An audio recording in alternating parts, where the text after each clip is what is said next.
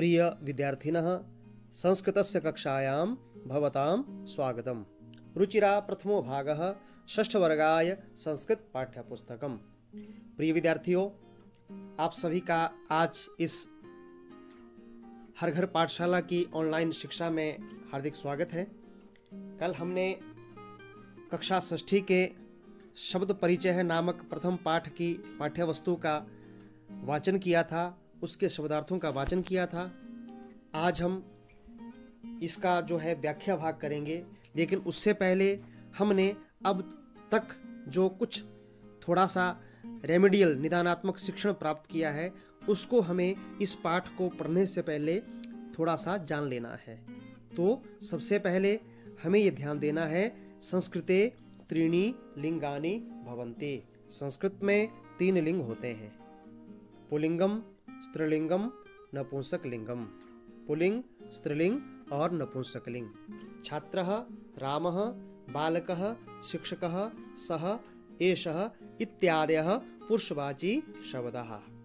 अर्थात छात्र, राम, बालक, शिक्षक, सः, एषः इत्यादि जो पुरुषवाची शब्द होते हैं सब पुल्लिंग कहलाते हैं। स्त्रीलिंगम छात्रा, लता, बालिका, शिक्षिका, सा, एषा इत्यादयः स्त्रीवाची शब्दाः। अर्थात छात्रा, लता, बालिका, शिक्षिका, सा, एषा इत्यादि जो स्त्रीवाची शब्द हैं वो स्त्रीलिंग कहलाते हैं। नपुंसकलिंगम पुष्पम, फलम, पत्रम, तत्, एतत् इत्यादयः शब्दाः। पुष्प, फल, पत्र, तत्, एतत् और भी जो पुल्लिंग और स्त्रीलिंग से इतर शब्द हैं वो नपुंसकलिंग कहलाते हैं। संस्कृते त्रयः पुरुषाः भवन्ति। अर्थात संस्कृत में 3 पुरुष होते हैं, प्रथम पुरुष, मध्यम पुरुष, उत्तम पुरुष। प्रथम पुरुष एषः, सः, एतौ, तौ, एते, ते। अर्थात यह, वह, ये दो, वे दो, ये सब, वे सब, ये सभी प्रथम पुरुष के अंतर्गत आते हैं। मध्यम पुरुष त्वम, युवाम, यूयम। अर्थात तुम, तुम दो, तुम सब, ये सभी मध्यम पुरुष के अंतर्गत आते हैं। उत्तम पुरुषः अहम, आवाम, वयम। अर्थात मैं, हम या हम दो, हम सब, ये सभी उत्तम पुरुष कहलाते हैं। अब संस्कृते त्रीणि वचनानि भवन्ति। अर्थात संस्कृत में 3 वचन होते हैं। कौन कौन से? एकवचनम, द्विवचनम, बहुवचनम। एक वचन, द्विवचन और बहुवचन। बालकः, बालिका, पुष्पम। जैसे बालकः एकः बालक, एक बालक। बालिका एका बालिका, एक लड़की। पुष्पम एकम पुष्पम, एक फूल। द्विवचनम बालकौ, बालिके, पुष्पे। जैसे 2 बालकौ, 2 लड़के। द्वे बालिके, 2 लड़कियां। द्वे पुष्पे, 2 फूल। बहुवचनम जिनसे बहुत होने का बोध होता है वो सब बहुवचन कहलाते हैं। एक वचन से एक का बोध होता है, द्विवचन से 2 का बोध होता है और बहुवचन में 2 से ज्यादा जितने भी हों उनका बोध होता है। बालकः, बालिकाः, पुष्पाणि। यथा अनेके बालकाः, बहुत से बालक। अनेकाः बालिकाः, बहुत सी लड़कियां। अनेकानि पुष्पाणि, बहुत से फूल। अब हम आज की जो पाठ्यवस्तु है जो उस पर आते हैं। तो प्रथमा पाठः शब्द परिचयः। एषः कः? एषः यह, एतत् शब्द का पुल्लिंग का प्रथमा विभक्ति का एक वचन है। एषः इसका अर्थ होता है यह। कः, कः का अर्थ है कौन या क्या। एषः कः, यह कौन है या यह क्या है। एषः चषकः, एषः यह चषकः गिलास है। किम क्या? एषः यह बृहत् बड़ा है। न नहीं, एषः यह लघुः छोटा है। अब देखिए एषः कः। एषः समीपवाची के अर्थ में एषः एतत् शब्द का प्रयोग होता है जो हमारे नज़दीक में है। वाक्य के नज़दीक में जो गिलास दिखाया गया है चित्र में, वो वाक्य के नज़दीक में है, तो इसलिए नज़दीक के लिए, समीप के लिए एतत् शब्द। एषः कः, यह क्या है। एषः चषकः, यह गिलास है। किम एषः बृहत्, क्या यह बड़ा है। न, नहीं। एषः लघु, यह छोटा है। अब दूसरे उस पे आते हैं। सह कः, वह कौन है।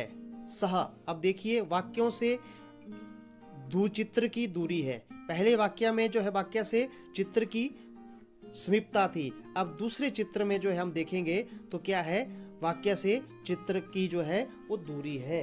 तो अर्थात जो हमसे दूर होता है, कुछ दूरी पर स्थित होता है, उसके लिए तत् शब्द का प्रयोग होता है। सह कः, सह यह पुल्लिंग का, तत् शब्द पुल्लिंग का जो है प्रथमा विभक्ति एक वचन का रूप है। सह कः, वह कौन है। सह, वह शौचिकः अर्थात दर्जी, वह दर्जी है। शौचिकः किम करोति, शौचिकः दर्जी, किम इसका अर्थ होता है क्या, किम क्या, करोति करता है या कर रहा है। दर्जी क्या कर रहा है। किम सह खेलति, किम क्या सह वह खेलति खेल रहा है, क्या वह खेल रहा है। न, नहीं। सह वह वस्त्रम कपड़े सिव्यति सील रहा है, वह कपड़े सील रहा है, या वह कपड़े सीलता है। अब इसके तीसरे भाग में हम आते हैं। एतौ कौ, अब देखिए वाक्य के साथ दो चित्र दिए गए हैं और बिल्कुल नजदीक हैं, तो वही एतौ कौ, यह एतद शब्द का द्विवचन का रूप है। पुल्लिंग में एतौ, एतौ कौ, ये दो, अथवा एतौ ये दोनों, कौ कौन हैं। एतौ ये दोनों, शुनकौ स्तः कुत्ते हैं, अर्थात ये दो कुत्ते हैं। किम एतौ गर्जतः, किम क्या, एतौ ये दोनों गर्जतः गर्जते हैं। न, नहीं। एतौ ये दोनों उच्च ही ऊंचे बुक्कतः भौंकते हैं। दोबारा देखें। एतौ कौ, ये दो कौन हैं। एतौ शुनकौ स्तः, ये दो कुत्ते हैं। किम क्या, एतौ ये दोनों गर्जतः गर्जते हैं। न, नहीं। एतौ ये दोनों उच्च ही ऊंचे बुक्कतः भौंकते हैं। अब चौथे उस पे आते हैं हम। तौ कौ, अब वाक्य से दूरी पर जो है वो चित्र है, तो वो दूरी का बोध हो रहा है। तौ कौ, तौ यह भी तद शब्द का पुल्लिंग का जो है द्विवचन का रूप है। तौ कौ, वे दो कौन हैं, अथवा तौ कौ, वे दोनों कौन हैं। तौ कौ, वे दोनों कौन हैं। तौ बलिवर्दौ स्तः, वे दो बलिवर्दौ बैल स्तः हैं। तौ बलिवर्दौ, वे दो बैल स्तः हैं। किम क्या, तौ वे दोनों धावतः दौड़ते हैं। किम क्या, तौ वे दोनों धावतः दौड़ते हैं। न, नहीं। तौ वे दोनों क्षेत्रम खेत कर्षतः जोत रहे हैं। पुनः देखें। तौ कौ, वे दोनों कौन हैं, अथवा वे दो कौन हैं। तौ बलिवर्दौ स्तः, वे दो बैल हैं। किम क्या, तौ वे दोनों धावतः दौड़ते हैं। न, नहीं।